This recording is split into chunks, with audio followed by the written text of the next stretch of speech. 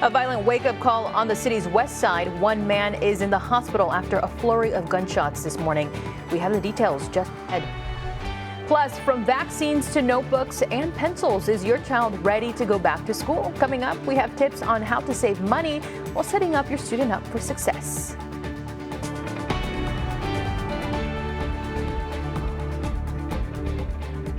Good evening and thank you for joining us. I'm Clara Benitez Cortez.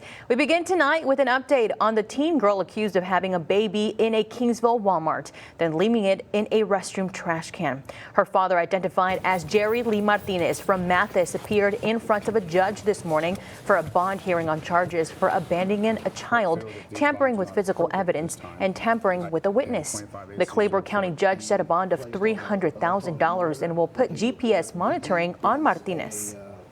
Really, based on evidence that was presented in the court today, the judge decided to increase the bond for the safety of the community and due to some potential flight risks. Now, the girl who was pregnant is not in custody. There's no date set for the next court hearing.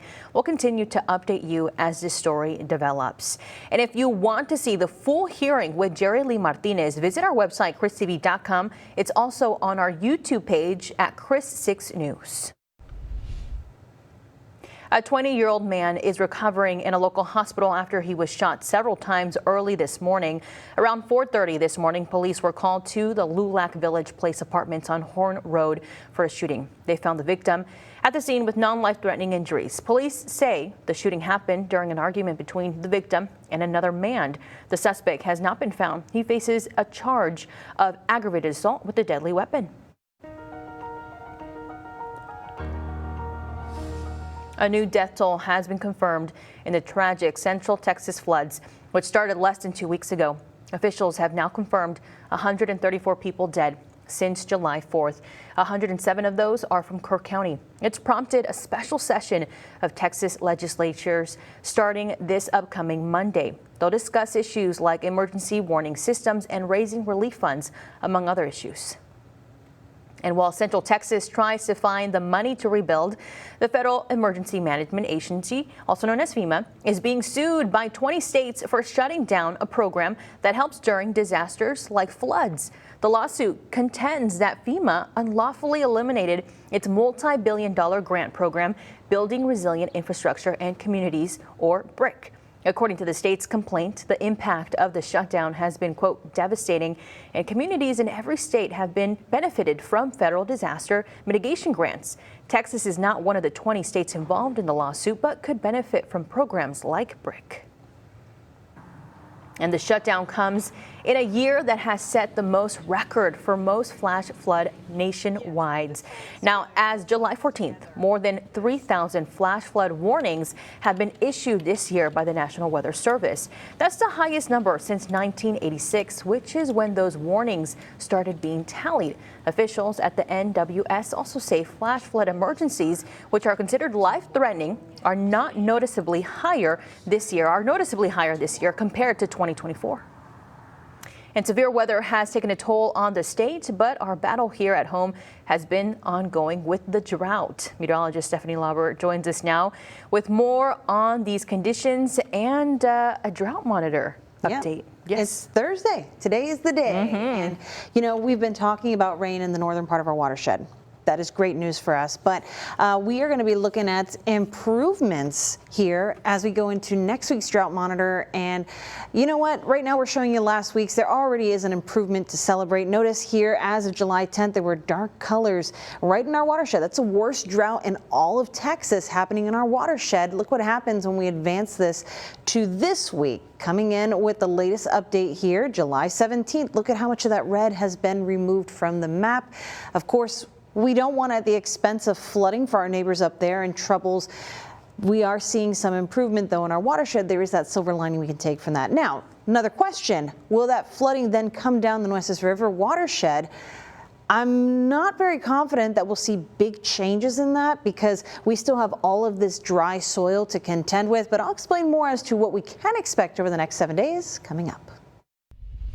With the new school year around the corner, parents need to make sure their kids are up to date on their vaccinations.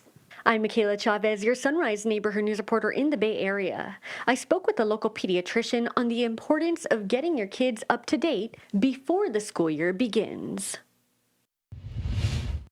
They have almost all of their vaccinations. My baby is getting the 4-year-old vaccine today, and my 7-month-old has all 7-month-old vaccines. Yasnilis took her 4-year and 7-month-old daughters to Amistad Health Wednesday. Both little girls, she tells me, are at the age where vaccines are important. Most of vaccines can start as early as like 2-month-old, and then 4 months, 6 months. Dr. Singwan Kim is a pediatrician with Amistad Health. Kids need 18 vaccines, Dr. Singwan Kim says, from the time of birth to the time they reach the first grade. Hepatitis B vaccine, hepatitis A vaccine, and multiple bacterial infection prevention. He points out 18 vaccines does not mean 18 shots. Some vaccines, one combo that has 5 vaccines in it, so we significantly reduce the number of painful injections. I feel safer, although sometimes I get emotional with them because they cry and it hurts them. But yes, I feel safe because I know that no illness will be so serious for them. The pediatrician tells me he often sees an increase in parents scheduling vaccination appointments as the school year approaches. He understands the topic of vaccines is polarizing, but wanted to emphasize they are safe. We rarely see any side effect of the vaccines. And the another thing is, by giving vaccines to your children, you are protecting your children, but also protecting others. He recommends parents bring their child's immunization card to appointments to help doctors track the most up-to-date records needed for school registration. Now, I know it's a lot of information, but just know certain ages require certain vaccines. For a reminder on who needs what and when, check out my story on our website. With your neighborhood news in the Bay Area, I'm your Sunrise reporter, Michaela Chavez, Chris 6 News. Thank you, Michaela. Important information there. And it's back to school time, and we need your help to collect school supplies for more than 22,000 local students. It's the 35th year of Operation SOS, a back-to-school fundraiser that's organized by Chris 6 and the United Way of the Coastal Bend. It starts on Monday, July 21st at Sinton ISD. It's just one of the many schools. Will be throughout the week. A total of 43 public schools districts and 10 Coastal Bend counties will receive school supplies. Those supplies will go to students in need to make sure they're set up for success this school year. And whether it's back to school or just having summer fun, parents everywhere are looking for ways to save. Jane Caffrey has tips from experts on the best ways for you to occupy your kids without emptying your wallet. With just a few clicks, moms and dads are staying on top of family life. 80% reporting in a new survey that they rely on location services. Other moms and dads turning to deliveries or digital calendars, all to save time and money. This is the Amazon Echo Show. Tech keeping the Sneed family on track. Their tablet connected to a Google Calendar, sending daily alerts. It reminds us at 9 o'clock every night that we have 30 minutes until we have to give him his medicine.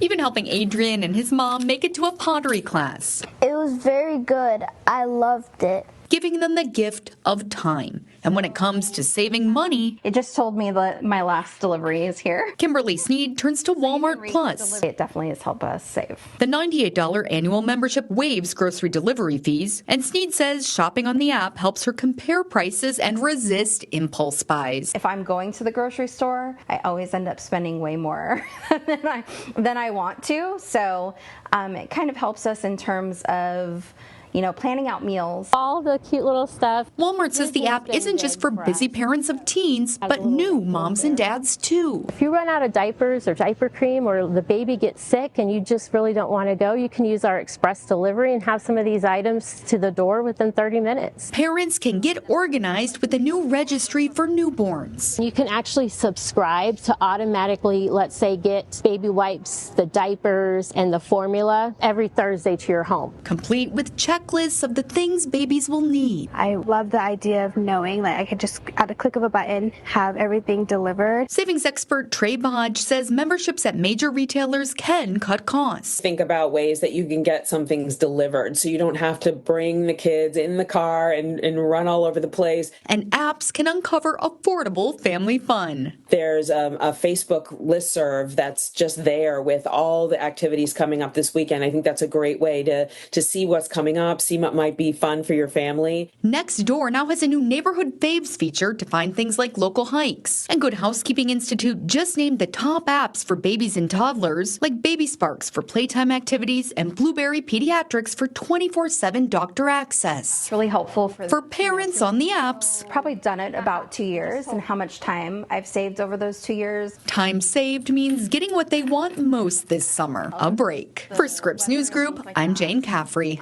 It tells us what Amazon packages we have coming. You can listen to music on it.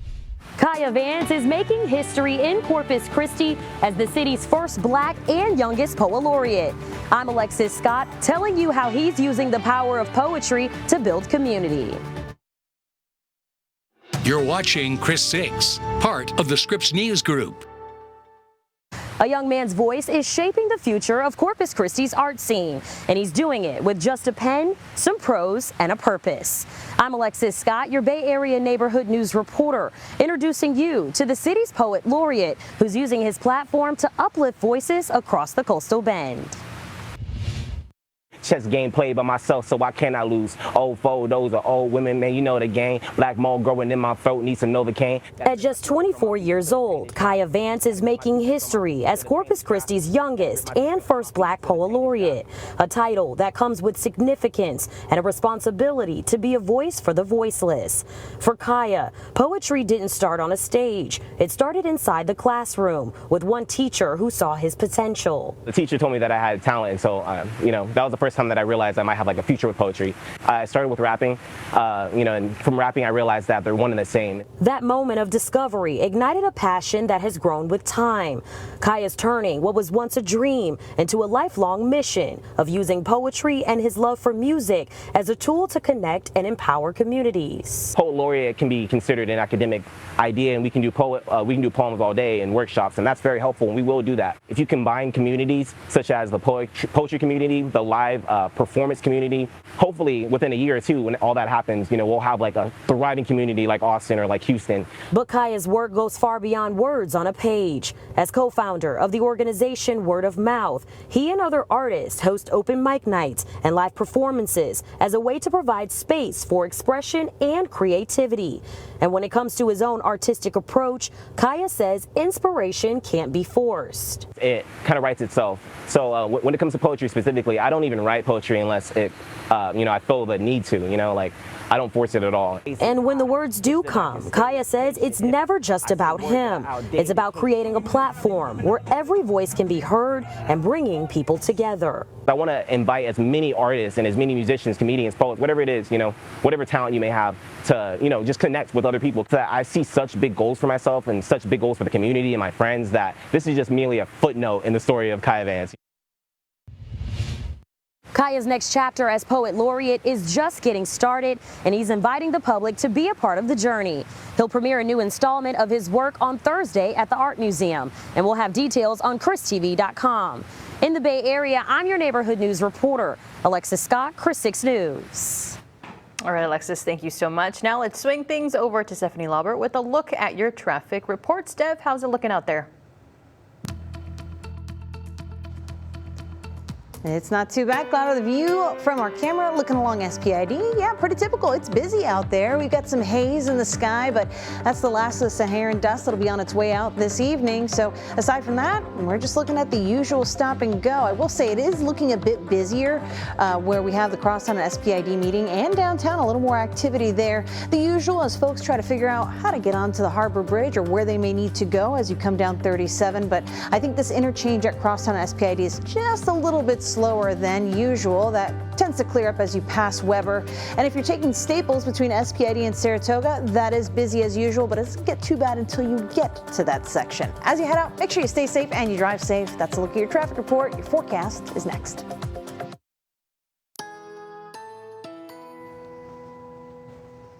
All right, let's take a look at the watershed. The northern part of the watershed has been getting some decent rainfall here since Monday. So here's how the cookie crumbles. Look at as these bright colors start to really expand across the northern watershed. Those are numbers that are off the charts. We're looking at the blues and the grays here showing us where we've got well over 7, 8, 9 inches of rainfall within the watershed since Monday. So that's accumulated. Thankfully, it's not all in one day, but on Monday, there were some parts of this area where we saw about 8.5, 9 inches of rainfall in a single day. So there has been some flooding concern along the northern extent of the Nueces River, and that takes us all the way down to about Uvalde, where we have some of those concerns. But notice all of that rainfall has been up there. It's got a long way to go. Will it make it very far down the watershed is another question, because this is pretty expansive. There's a lot of distance between where that rainfall has occurred and where our water supply is, with that being Choke Canyon right there and this being Lake Corpus Christi. So here's the deal.